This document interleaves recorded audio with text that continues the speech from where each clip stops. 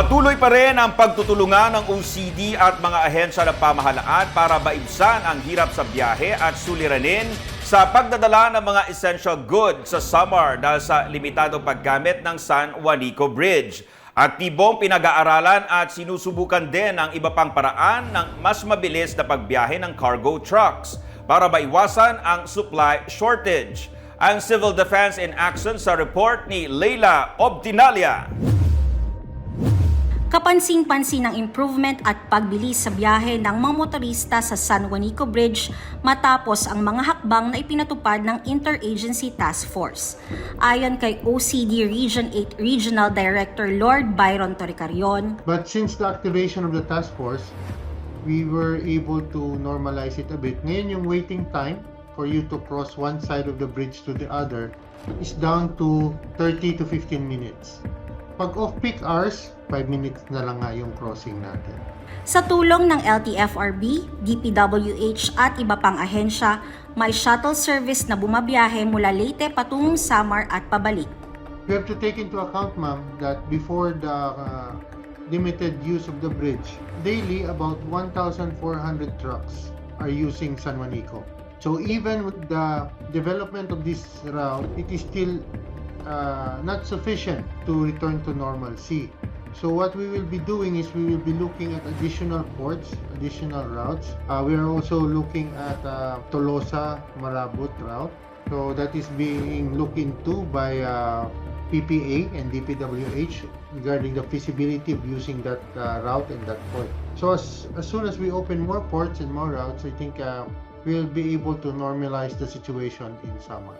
Plano ring subukan ang mas mabilis na ruta na Tacloban to Basay via LST o Landing Ship Tank para sa biyahe na inaasahang tatagal na lang ng 1 oras at 45 minuto.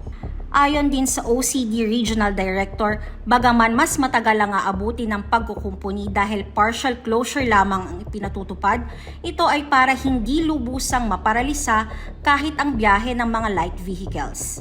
Well, actually, there is no final option yet that has been chosen, whether it's a full closure or partial closure.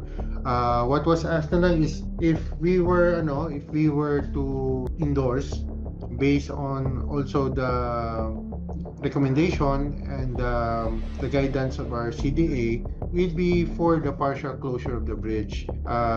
Number one, there are still around 10 to 11,000 vehicles that is using the bridge. These are small vehicles, yung mga light vehicles natin.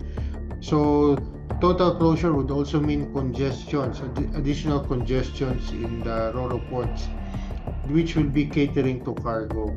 So magko-compete sila with cargo space, which at the current time we don't have sufficient ports or shipping assets to ship them.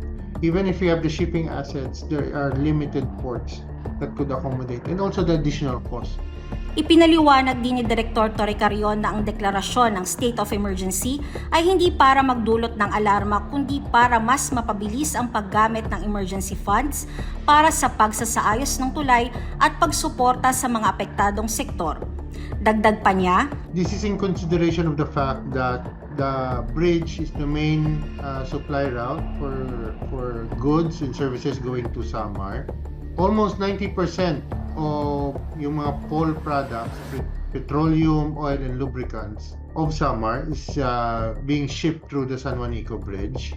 So it really is a critical infrastructure to maintain the flow of essential goods. Dahil na rin sa laki ng epekto ng kasalukuyang sitwasyon ng San Juanico Bridge sa transportasyon at komersyo, iminungkahi na ng Regional Disaster Coordinating Council sa tanggapan ng Pangulo na itaas ang state of calamity sa buong rehiyon ng Eastern Visayas. Patuloy ang koordinasyon ng mga ahensya para mas lalo pang mapagaan ang epekto ng pagsasaayos ng San Juanico Bridge at matiyak ang kaligtasan ng iba pang mga pangunahing tulay sa bansa. Leila Obtinalia para sa Civil Defense in Action.